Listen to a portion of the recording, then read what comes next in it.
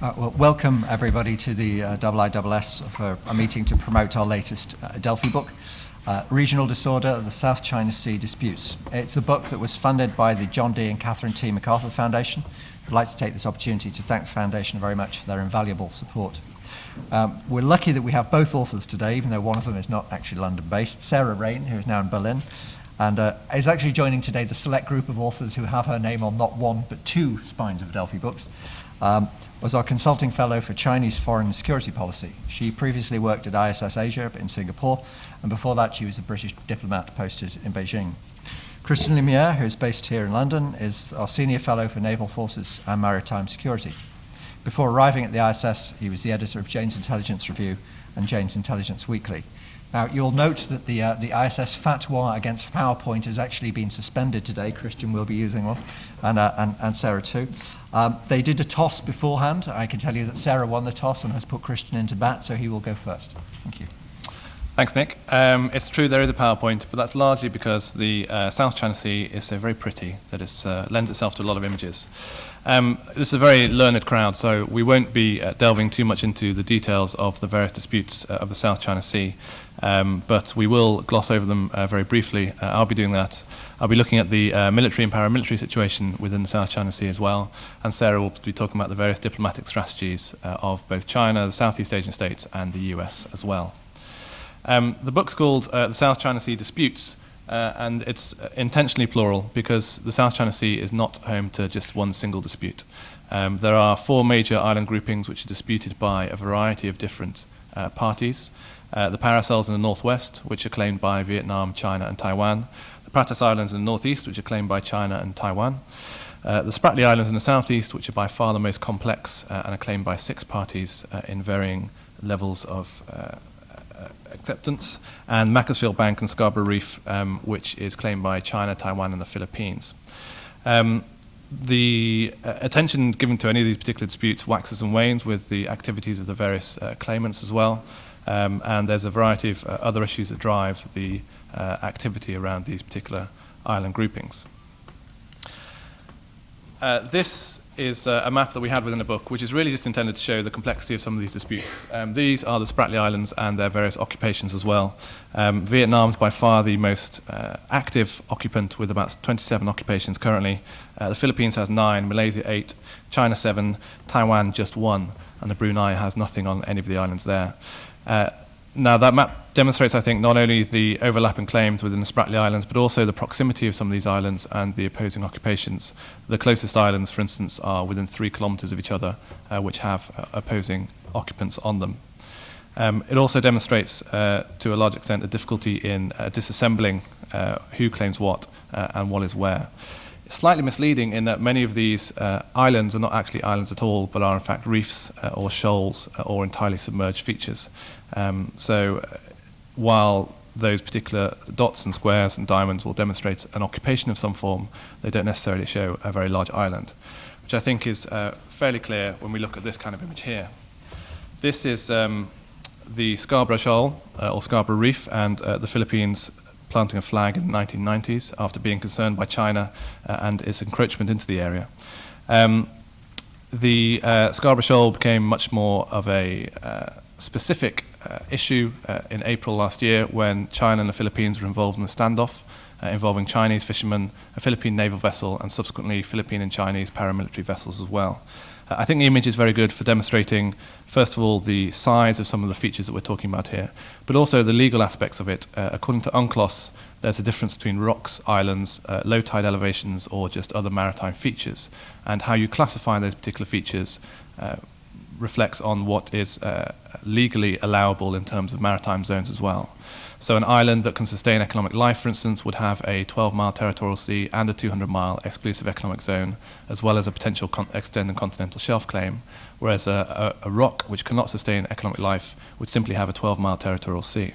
So understanding the complexities of this legal debate and understanding exactly what these islands are and who has what where is key to being able to unpick the various disputes themselves. The size of the islands doesn't mean that they aren't important in any particular way. They're very important for sovereignty issues and pride issues within the various Asian states, but they are also important because of the maritime zones that they generate. and the hydrocarbons and other minerals that may be within the sea themselves.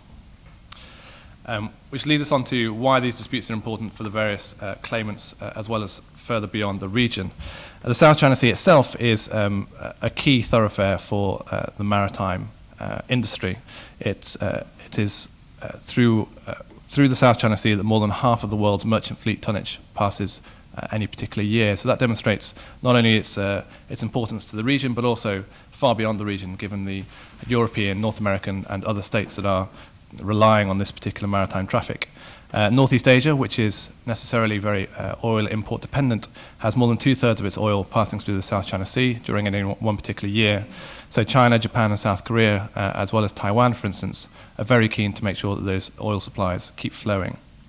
But while there's often a lot of concentration on oil and gas, there are various other industries that are key to the littoral states as well, in particular fisheries. It's difficult to put an exact number on it, but there are certainly millions of jobs in Southeast Asia that are reliant on the fishing industry, and there's various estimates as to the percentage of protein intake from the various littoral populations reliant on the fish within the South China Sea. There are other military strategic reasons for the South China Sea disputes to be of import to the various states as well. One is the strategic utility for China's South Sea Fleet. There's currently a lot of debate about a new naval base that China has built on Hainan Island, which is likely to host its future Type 94 submarine fleet, which are its ballistic missile submarines. The South China Sea could offer a kind of safe haven for China in which to operate these Type 94 submarines, as well as potentially a staging base for its aircraft carrier and other large surface ships as well. And because of this, and because of China's increasing assertiveness in the South China Sea over recent years, the sea itself has become something of a crucible for Sino-US competition. It's around the South China Sea that the US has based its pivot, and it's within the South China Sea and around the countries of the South China Sea that most of the greater reinforcement of military capabilities in the US pivot is occurring.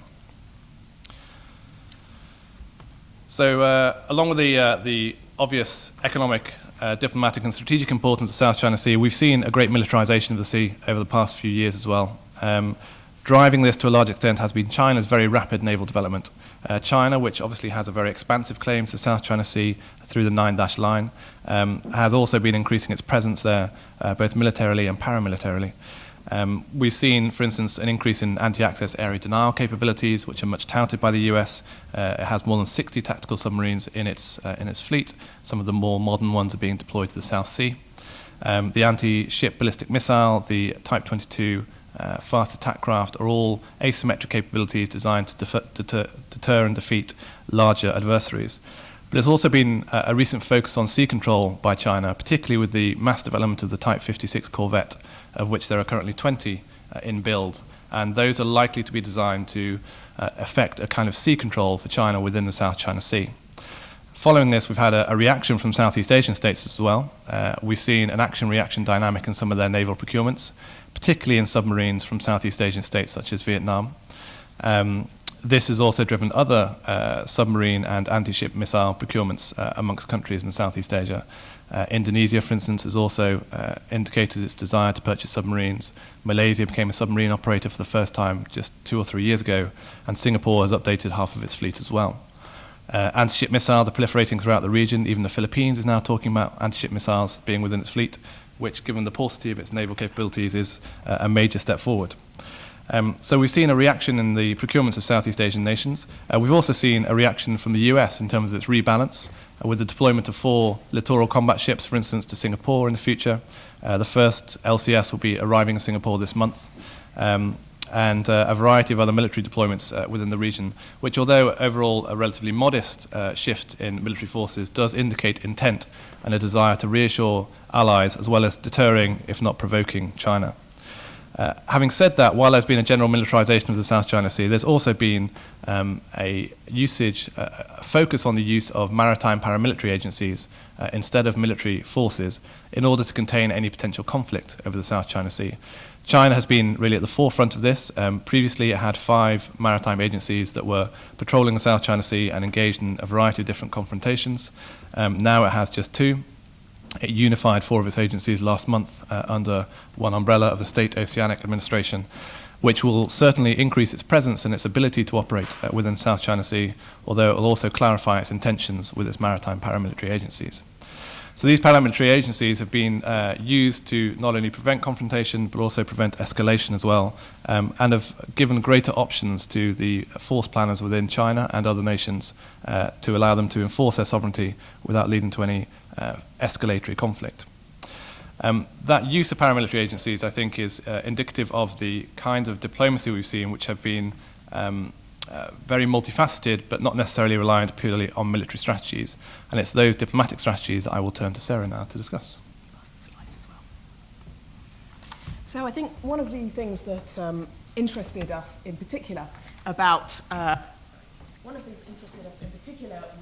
multifaceted approach, the range of tools, the diversity of actors used in prosecuting the respective claims in the South China Sea.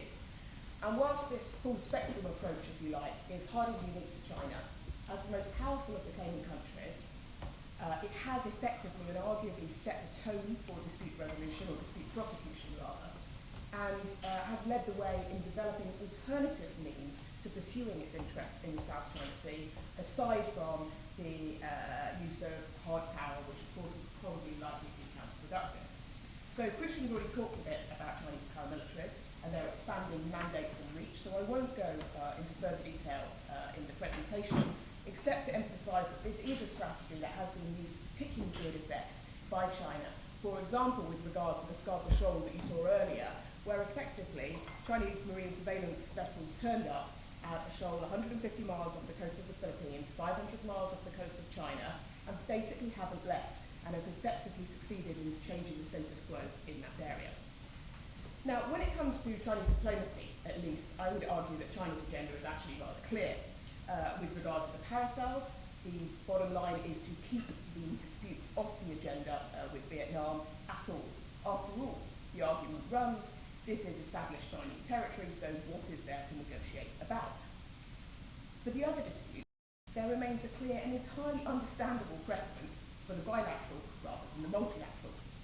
However, in recent years, as Chinese perceptions of Chinese assertiveness have enabled ASEAN nations to at least press pause on the disputes amongst themselves in seeing the bigger picture. Is that better?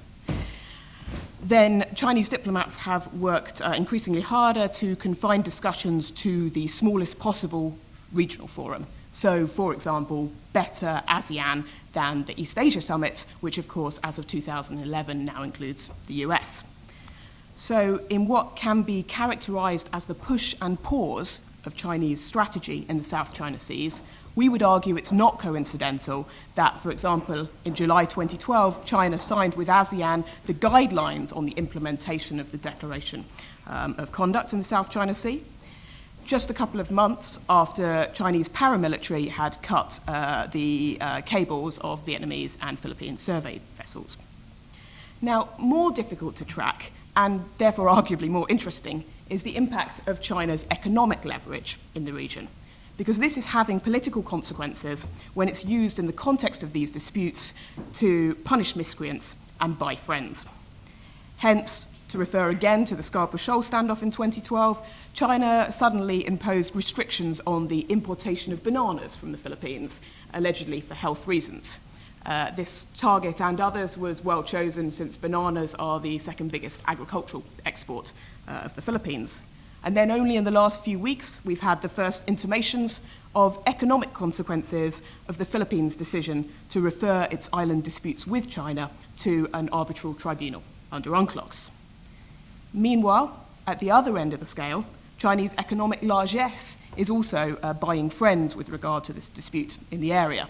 So take, for example, Cambodia, which can only be politely described as having a fairly low-key approach to dispute management during its chairmanship of ASEAN in 2012. Administratively, we've seen the gradual codification of Chinese claims under domestic law. We've seen the unilateral imposition of fishing bans and the upgrading of the administrative status of the islands. Controversially, for example, the creation of Sansha City in 2012 and the subsequent announcement of a military garrison there. Now, one question this all, the analysis of the different actors begs is the question of coordination. To what extent have China's more assertive activities in recent years been part of a coordinated strategy? There's a long and a short answer, and the short answer is this, which is that there is little doubt that the number of actors involved in the prosecution of these claims has grown quicker than Beijing's ability to manage them. However, we would caution against an overemphasis of this particular aspect. Ultimately, as one Chinese commentator described Beijing's orchestration to us, akin to a sort of watching a Peking opera, if you like. To the uninitiated, it might all look a little bit bizarre and even chaotic, but there is a director behind the scenes coordinating different actors to play different roles, telling a narrative with moments of drama deliberately and carefully calculated.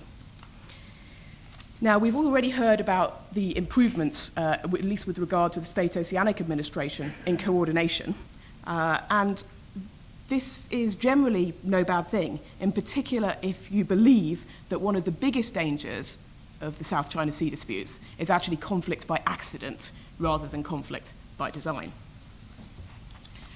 Moving on now to Southeast Asia, which was an area of particular interest to us because we were interested not just in Southeast Asia as the backdrop for great power rivalry, but also in looking at the nations as as actors in shaping the regional environment in their own right. The problem is, of course, that the nations of Southeast Asia have a pretty different idea about what the emerging regional order should look like. So, as we work through the different agendas in the book, for the purposes of the disputes at least, we saw 4 broad categories of actors. Active ASEAN, Vietnam and the Philippines. Active protagonists in the disputes with full-spectrum strategies akin to China, aimed at advancing their interests. Anxious ASEAN, Indonesia, Singapore, and to a lesser extent, Thailand, all non-claimants who are nonetheless engaged in the issues and concerned to ensure effective dispute management. Then there are those who have traditionally attempted to remain aloof from the disputes, ironically, actually comprising of 2 claimants, Brunei and Malaysia, who have generally been content to manage their disputes through bilateral negotiations with China and to shy away from involvement in the bigger issues, although I would caution that might well be changing, in particular as a result of Brunei's chairmanship of ASEAN this year. And finally, askance ASEAN, comprising of Cambodia, Myanmar, and Laos, who are closer and more economically dependent on China, which generally discourages external interference in the disputes. Now, naturally, this diversity of interests continues to cause friction within ASEAN, most obviously in July last year, when for the first time in its 45-year history, the meeting of ASEAN foreign ministers failed to produce a final communique. Why? The South China Sea, indeed the issue of what to say and indeed whether to mention it at all. Still, despite considerable skepticism surrounding ASEAN's ability to influence the development of these disputes, their struggle to engage here is significant and worthy of external support, in particular as it will have implications for the regional dynamic beyond simply the future of these islands themselves. As things stand, ASEAN as a whole appears to be promoting a cautious internationalization of the disputes, extending beyond simply engagement with the US to other powers including India, South Korea, and Japan. The underlying aim, effectively to enmesh competing powers sufficiently in the region's economic and diplomatic affairs as to give them a clear stake in its stability. Turning to the US, I think it's fair to say that wherever you stand on the substance of the rebalance and on whether indeed it's actually new at all, there's little doubt that the US is paying attention and aware of what is at stake in the South China Sea. And so whilst we talk about how it's paying attention more in the book, here in the presentation, we thought it might be more interesting to talk about some of the challenges this rebalance faces, in particular those that will impact on the credibility and effectiveness of US influence with regard to the South China Sea dispute management. First, and most noticeable from anyone who spent any time in the region at all, is the widespread concern, bordering more than occasionally on skepticism, about the sustainability of this rebalance. Primarily, of course, because of US budgetary constraints, but also perhaps because of diplomatic constraints given, for example, ongoing instability in the Middle East. Now, this skepticism will only increase if Washington's actions are not seen to live up to its rhetoric. And this is actually one of the dangers of the marketing, if you like, of this rebalance. Effectively, it's set a pretty high bar for the US to live up to. It now simply has to show up and at the right level, even if and when agendas at key regional meetings are seen as lacking in substance and perhaps not worth the trip. And as it shows up, it will have to be agile at recognizing and handling the differing concerns and interests of this emerging region, with its range of values that can frankly sometimes make China seem an easier partner than the US with its commitment to democracy, human rights, enlightened interventionism, etc. So, for example, the US security relationship with the Philippines may be improving, but this is still a country fundamentally with a Communist Party at its helm, with more than 20% of its land still affected by unexploded US ordnance. And then at the other end of the scale, you have the Philippines, a long-standing US security ally, where the US also has to be careful not to inadvertently embolden its ally into perhaps reckless adventurism. Then the US needs to take care that the rebalance is seen as encompassing more than simply a hard power aspect. I think it's fair to say that trade policy under the rebalance in the Obama administration generally has been sadly lacking behind the political and military attention that's being paid to the region. And to this extent, US engagement in the TPP, the Trans-Pacific Partnership, is to be welcomed, although we would caution there are serious concerns about the process, the US engagement in the process, and also, of course, the ability, ultimately, of the Congress to ratify any trade deal actually agreed. And finally, Chinese reactions deserve close attention.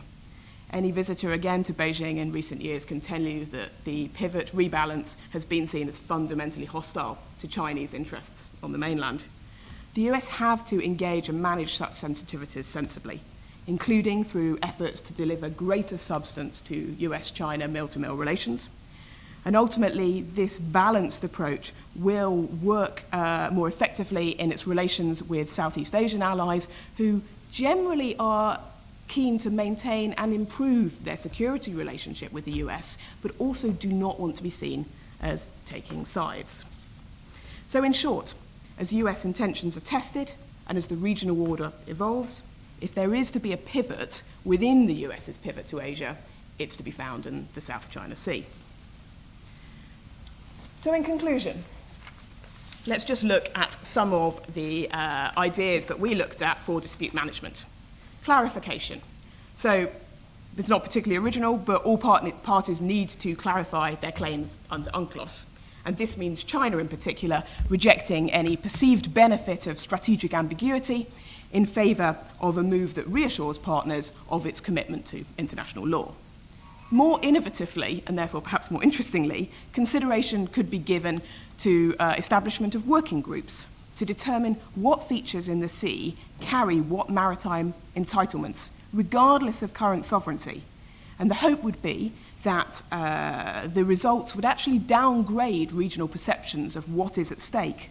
I mean, at present, it's very difficult to understand what is at stake, since there's no mapping, as Christian was explaining, of what features qualify as islands under UNCLOS and therefore qualify for a strategically significant EEZ, or what qualify actually as just rocks or low tide elevations. In fact, it's likely that there are actually far fewer islands in the South China Sea than nor commonly thought, perhaps even none in the Paracels and only a handful in the Spratlys. If this were the case, and for once participants would actually have an incentive towards non-maximalist positions for fear of their claims not ultimately being recognised, then tensions could be diffused and the way cleared towards closer collaboration. And when it comes to collaboration, we would advocate, for example, fishing hotlines to facilitate a depoliticised transfer of fishermen taken in contested areas. Bilateral or even multilateral coordination of fishing bans, which would be more effective at increasing stock potentially even in time lead to greater coordination in paramilitary patrols. In the meantime, paramilitary cooperation could also be encouraged through, for example, a combined search and rescue services in the manner of the May 2011 Arctic Council Agreement. Civilianization. This means ensuring that the civilian rather than military actors stand at the forefront of these disputes. The danger as things stand is that the militaries in the region are becoming part of the policy-making process rather than simply servants of it. Even the briefest of multilateral meetings between claimant MFAs could send an important signal to the region and beyond of the determination to keep these disputes confined to the civilian arena. And lastly, contextualization. Well, since it's the big picture backdrop that makes these disputes more volatile and more dangerous, it will, of course, be important to continue to pay attention to these big picture issues effectively in their own right. And this includes issues, for example, of military transparency, as well as engagement on the rites of passage within an EEZ. Effectively, this is about placing US, Chinese, and Southeast Asian interests outside of a context of a rising China and an established hegemon of the US and its reactions, and focusing instead on the international issues at stake. For beyond a struggle over sovereignty and hard power presence, this is also a story about the rule of law and about the battle for ideas and values. If mistrust in the South China Sea can be managed, then it is feasible that success here could have spin-off benefits for the narrative of regional cooperation more generally, and indeed big power rivalry in the region. But if such management fails and a downward spiral into more open competition and even conflict is allowed to take hold, then the consequences will extend far beyond the islands themselves, impacting on claimants and non-claimants alike, and also large, medium, small powers of Asia. Thank you very much. Sarah and Christian, thank you very much. You both kept to the half hour, so I didn't have to intervene as I had threatened before. I'd like to open it up to questions now. When I indicate you, bring you up, could you please wait for the microphone to come and do our speakers the courtesy of just saying who you are and where you're from very briefly. The first hand I saw was Cho Kong's.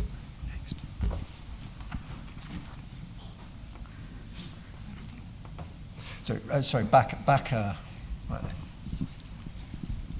Thank you, Nick. Two questions. One is, how do you see China's attitude to the South China Sea differing from its attitude to the East China Sea? And secondly, given the new leadership in Beijing, and you mentioned Brunei's current chairmanship of ASEAN, do you see any? Would you see any changes in what we have seen so far over the next year or two? Thank you. Sarah, take that first. I'll start on the leadership, if that's all right, and then Christian, I think, will do East China Sea, South China Sea. On the leadership, do I see any changes? I certainly don't see any recalibration in terms of moves towards less assertiveness on the part of China. I think we have seen some streamlining of the decision-making process, as Christian referred to in this March's National People's Congress. But I think that in terms of Xi's personal position on this, as I understand unverified reports, but increasingly out there in Beijing, he's been head of a leading group considering Chinese actions and reactions to its maritime disputes since 2011, 2012. Contacts give me different dates, but ultimately I haven't seen much softer line being taken in the last couple of years, and actually I would argue that actually this means more of the same, if anything, as the new leadership seeks to shore up its credentials and Xi moves quickly to take reins of the PLA over. Actually, I expect to see a more hard line taken, and I think there are a couple of examples I can give you. One is that between November and March, Xi has made 9 visits, and this is by Chinese media reporting, 9 visits to the PLA, including 1 trip on a Chinese naval destroyer in the South Sea Fleet. The second is that the head of the State Oceanic Administration previously worked at a coastal city, Fuzhou, where she was originally serving. And I don't know that they know each other. I haven't been able to clarify that. But the point is they know there are links, and they will know the same people. So again, there shouldn't be much confusion in terms of the lines of coordination at the top are there, and I don't expect to see any recalibration in terms of a less assertive line in the near future. On the comparison with the East China Sea, there are a variety of similarities in China's diplomatic strategies and military-paramilitary strategies between the two different disputes. For instance, the use of maritime paramilitaries as the foremost maritime agency to affirm sovereignty claims is an attempt to avoid conflict while also allowing a very physical presence. And China has pursued a very similar tactic in the East China Sea of regular deployments of paramilitary vessels to make sure that its presence is well known and it therefore acts as a boost to its sovereignty claims, which we've seen in the South China Sea as well. There's been the similar use of what the Chinese might call lawfare in the East China Sea, whereby it's changed its baselines to include Senkaku Diaoyu Islands, which it's previously done in the South China Sea to include the Paracels, although it's been careful not to include the Spratlys as well. And there's a similarity in terms of its very unwavering position on its claims to sovereignty over the East China Sea and the South China Sea as well. But there are differences, I think, between the two. And we actually had considered writing this book initially as a combination of both South China Sea and East China Sea disputes. But because of these differences, we thought they were too distinct to include into one volume. And that is that the disputes are fundamentally different in the number of actors and the kinds of actors involved. So the South China Sea is very much a multilateral process, whereas in the East China Sea, China sees it as a much more bilateral process, whereby it can target one particular country. Similarly, in the South China Sea, China is very much the dominant power within the South China Sea and has to be very careful in any of its diplomacy so as not to look like the bully. Whereas in the East China Sea, it's very much seen as a weaker power, or sees itself as a weaker power, in opposition to the traditional military power of Asia, Japan, and also its ally, the US. So I think we see a much more careful diplomatic and military-paramilitary strategy in the South China Sea than we do necessarily in the East China Sea, as China is eager to prevent very negative perceptions of Beijing strategy amongst its Southeast Asian neighbors, and it finds itself often overwhelmed by the larger number of Southeast Asian countries, smaller though they may be. Whereas in the East China Sea, it can seem a little bit more forthright, and particularly when combined with the historical animosity between the two countries, press for its sovereignty claims in a very forceful way. Thank you. Next question is gentleman at the front row here and leather jacket. Just wait for the microphone to come to you. Thank you. It's Masato Kimura, Japanese journalist. Question used the terms of sovereignty, and so my question is about core interest. And so in the case of Tibet and Taiwan, China used its core interest. And next, they declared core interest in South China Sea. And last year, China used this word in East China Sea. And what does it mean? And the second question is, now, thanks to North Korea missile and nuclear issue and Abenomics, Prime Minister Abe will win next upper election with a 2/3 majority, maybe, to reform constitution, which the U.S. gave Japan very peacefully. And so I think there is some possibility Japan will change constitution. And what happens next, and what kind of effect this change will have on Senkaku issue? Well, I'll do the core interest, and then if you do the Senkakus. On the core interest, firstly, I would actually caution about some of the media reporting on this. Core interest has not actually been used, at least as far as I'm aware, in public by a Chinese official. So we've heard non-officials or think tankers talking about core interests. We've heard reports of a private meeting between Hillary Clinton and Dai Bun-guo, most obviously, when allegedly Dai used the phrase core interest with reference to the South China Sea disputes. But we still haven't actually heard core interest South China Sea from a Beijing official publicly. And I think that actually is significant. What does it mean? Well, I mean, it is a very good question, and I think the bottom line is the inference, at least, that China want to project is these are issues that it would be prepared to go to war over, to use hard power to defend, and that's precisely why it matters in what context they're using the phrase core interests. One final caution on core interests. It actually depends exactly the phraseology of when they say core interests, what are they referring to?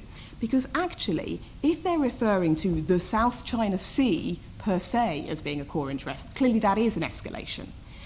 If what they're saying is our claims to islands in the South China Sea are part of our core interest, well, actually, that's just saying Chinese territorial integrity is part of our core interest, which isn't actually anything particularly new. So again, I think attention needs to be paid if we ever hear a public declaration by an official of the core interest line to exactly the phraseology. Is it over the waters or is it over the island claims? Because there will be a difference.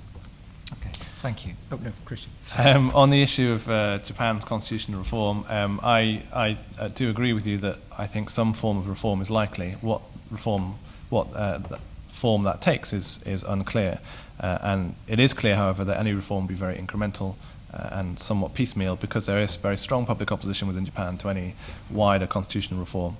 The topic that the media certainly has talked about and even Shinzo Abe has talked about has been the possibility of collective self-defense, which would obviously theoretically open up Japan to the possibility of defending some of its allies over, for instance, the South China Sea. And it's notable that Shinzo Abe's first overseas visit was to Vietnam. However, the way collective self-defense has been framed previously, particularly during Shinzo Abe's first term 7 years ago, has been purely in relation to its military-to-military relationship with the US, its ability to shoot down missiles that may be transiting Japanese airspace towards the US or other similar ways to defend each other's property and territory. While there is a mutual defense treaty between Japan and the US, that is relevant only to US forces that are within Japan at any one time, rather than to, for instance, US territory itself. So I think, yes, constitutional reform of some form will be likely, but it'll be more like a constitutional relaxation than a wholesale constitutional reform. Thank you. The gentleman second row, nearest chair to the window. Thank you. Thank you. Nicholas McLean. I wonder if you could clarify a little the oil and gas potential that is seen in different parts of the South China Sea. And to what extent is this geologists' ideas, or are there prospects for detailed exploration or even exploitation? Part of the problem with the South China Sea, as we've indicated, is the ambiguity of a variety of different things, particularly the claims, but also the hydrocarbon riches within the South China Sea. There have been wild claims from particularly Chinese individuals over how much oil and gas there might be underneath the sea. There is definitely oil and gas in the South China Sea. It's already being tapped by various littoral countries. All of that oil and gas thus far has been within EEZs and very close to shorelines. It's likely, and the EIA seem to agree on this, that most of the oil and gas that may be within the South China Sea would exist within 200 nautical miles of most country shorelines.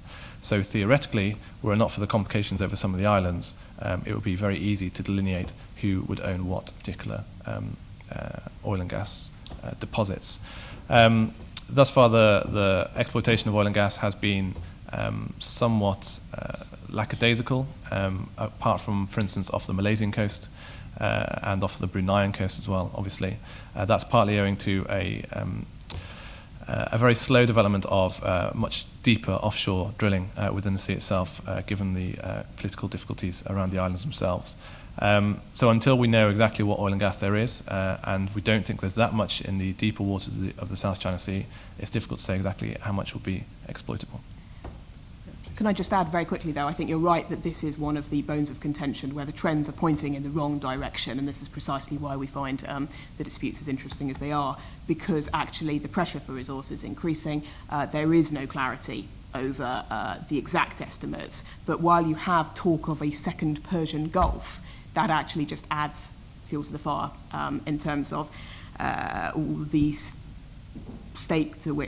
the perceived stakes in the sea. I would also add that in terms of, the narrative of Chinese assertiveness, actually expect more trouble to come.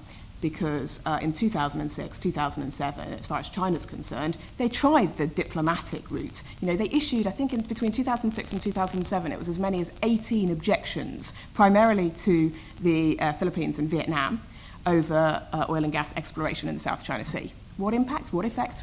None. So what do you do next? 2011, you start cutting the vessels of the cables of survey vessels. So I think the trends here are actually very worrying. Next question is a lady at the front row here in the aisle seat, please. Elizabeth Kennett, alternatively Elizabeth Young. How many of the local states are signatories to UNCLOS? And does UNCLOS have any bearing in anybody's mind in that part of the world?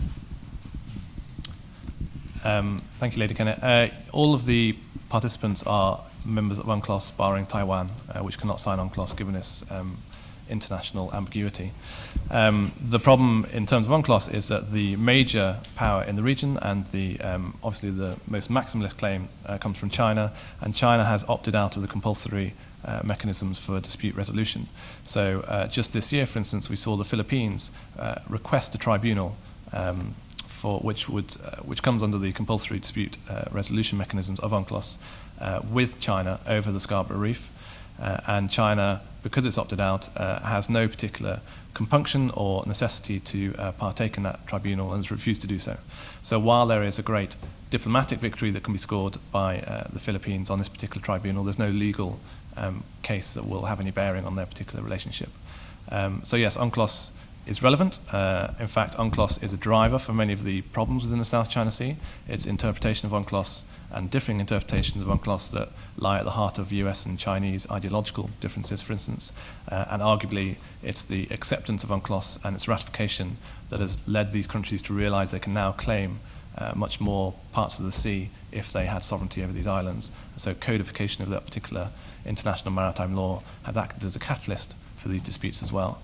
So it's certainly an important body of international maritime law that is taken seriously, but it's not necessarily one that can solve the issues. Yeah, it'll underpin, won't it, rather than resolve these issues.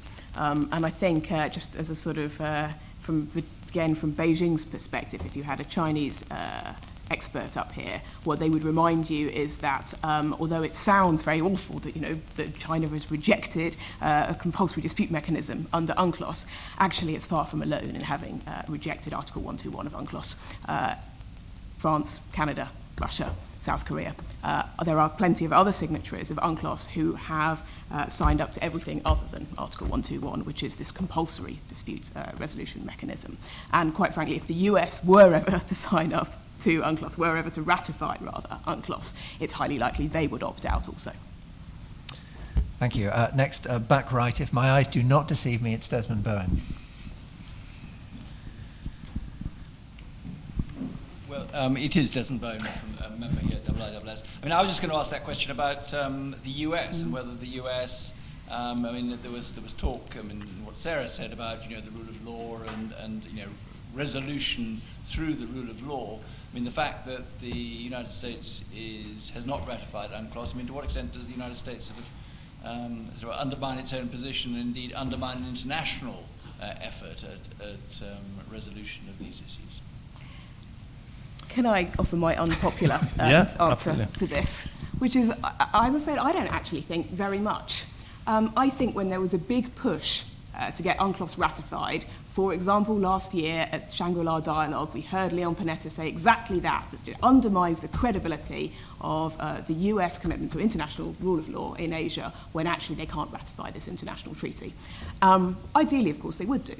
However, the US recognise it as customary international law. And I get the impression that the people who obsess about ratification of UNCLOS, at least from my perspective, are the sort of people that will find something to beat the US, a stick to beat the US with. This is a very convenient one, and yes, if the US were to ratify, clearly that would be a helpful manoeuvre as with regards to the South China Sea disputes and the US influence there. But frankly, I think criticism of the US would just be move on to a different issue. I mean, I would actually largely agree. I don't think there's very much practical significance of the US non-ratification of UNCLOS. I think there is a moral case for it. To my mind, I just don't see why the US doesn't get on and ratify it, to be honest, because there aren't that many arguments against it.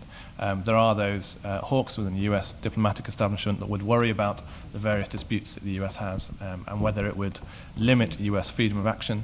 I don't consider that to be the case. I think UNCLOS is a very useful body to have. The US already essentially follows the principles and articles of UNCLOS, practically speaking, so why not just admit that and finally ratify it? Okay. Thank you, Charlotte. We can go over to this side of the room. Gentleman, fourth row, the aisle seat, please. Charles Vivian, you alluded to the 9-dash line. Am I right in thinking there's also an 11-dash line? And could you explain the origin and the status of these lines at the present time? Yes, we actually have a substantial chapter in the book on the history of the South China Sea, which is not something we've seen elsewhere.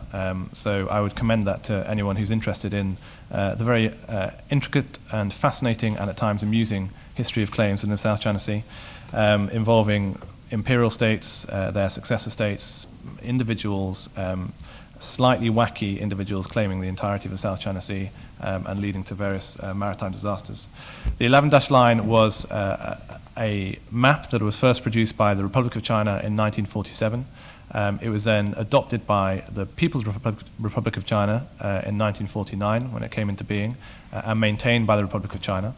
In the 1950s, for reasons not made clear but likely to do with bilateral relations with Vietnam, 2 of the dashes were dropped from the 11-dash line, so it's now the 9-dash line. They are essentially the same line, but if you look at the 9-dash line, there's a large gap in the northwest corner in the Gulf of Tonkin between Vietnam and China, which is where 2 of the dashes were dropped for presumably diplomatic reasons.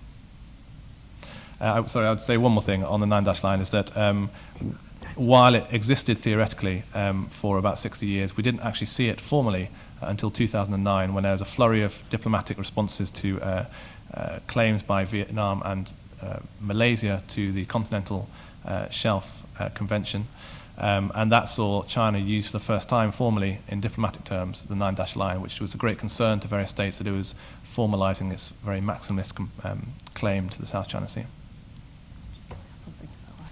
Which is also interesting because traditionally when you ask people about which actors in Beijing are playing what roles, you traditionally get the answer of the PLA are the hardliners and the MFA are the, And actually, I'm not too convinced by this. Of course, you have to sort of stereotype to some extent in order to make a narrative, but actually it was the MFA that was the first official body to use that map in official correspondence in exactly the submission that Christian was just talking about. Are there moves afoot to clarify so that we can actually understand the significance of it? Well, a couple of years back where there seems to have been some discussions to try and develop a narrative, not necessarily to finally clarify it, but at least to elaborate on it a little. And those seem to have been dropped, really. They've gone nowhere. Yeah. Super, thank you. The gentleman in the front row, please, blue shirt. Thank you. Gordon Barris, LSE. I'd like to congratulate both of you on such an interesting presentation and trailer of a book which I think is immensely timely. Could I just ask you to say a little bit more about the 9-dash line? I think it's a major decision by a government to put it on a map in its passport. And when they talk about it as being Chinese sovereignty, what are the implications of China getting it recognized as under Chinese sovereignty? What in way would that impede the rights of others to move, to be active in that huge maritime area? Yeah, I mean, do you want to start? Well, can we just unpack a little bit? Because this is an immensely difficult question to answer, because the problem is getting what recognised. What do we mean by it recognised?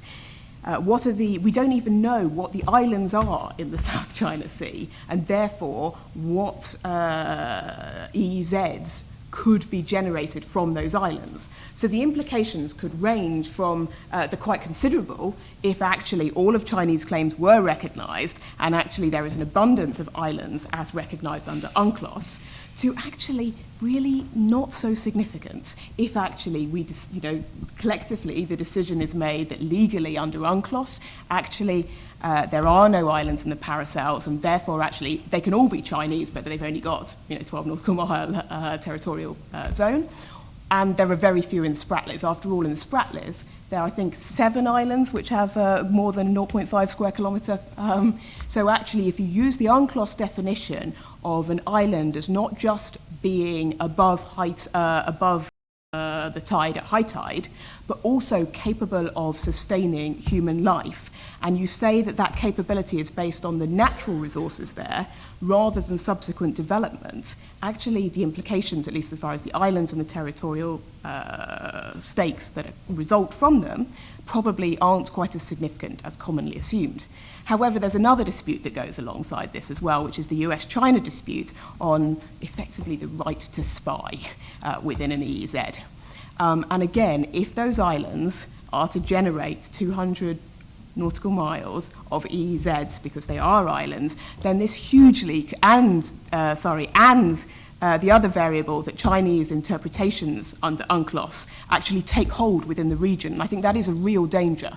The Chinese already are supported by Malaysia. Thailand are ambivalent about it. And I fully understand the position of Southeast Asian nations who effectively have to at least responsibly consider what a Southeast Asia might look like without a US hegemonic presence. At which point, do you want Chinese ships able to come off your territorial seas? Probably not, actually. Thank you very much. So again, the implications for the US-China dispute depend very much on what we decide as islands, as well as who we decide own them. The initial question was whether the acceptance of the 9-dash line internationally would affect traffic in the South China Sea. I would say there's no chance this 9-dash line would be accepted internationally. It has no bearing in international maritime law, and certainly none of the Southeast Asian states, but I don't think anyone beyond Southeast Asia would consider this an acceptable claim to sovereignty. There's also a huge ambiguity in what China is claiming. When it submitted its map in 2009, it claimed sovereignty over the islands within the 9-dash line and adjacent waters, which is not a term used within UNCLOS. It's not clear what that means. As Sarah is pointing out, theoretically there could be 12 nautical mile territorial waters. Those are the only sovereign waters that any state can claim around any particular feature. The 200 nautical mile EEZ are not sovereign waters, they are still the high seas, but there are certain rights that states have within the EEZ to regulation, particularly around pollution and various other aspects of shipping. There is this debate, obviously, over the freedom of navigation of military vessels, particularly military surveillance activity in EEZs, but theoretically military vessels also have freedom of navigation through EEZs as well.